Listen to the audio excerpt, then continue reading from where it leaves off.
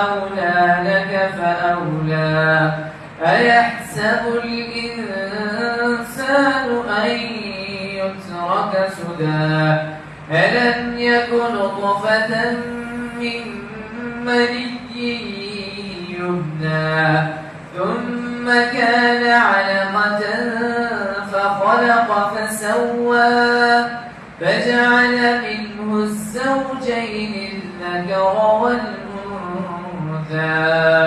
أليس ذلك بقادر على أن يحيي الموتى صدق الله العظيم.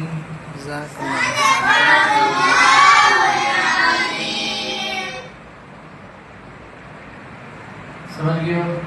रोजाना क्या करना है, इसी तरीके से पट्टियां लगानी है, सब ने तवज्जो के साथ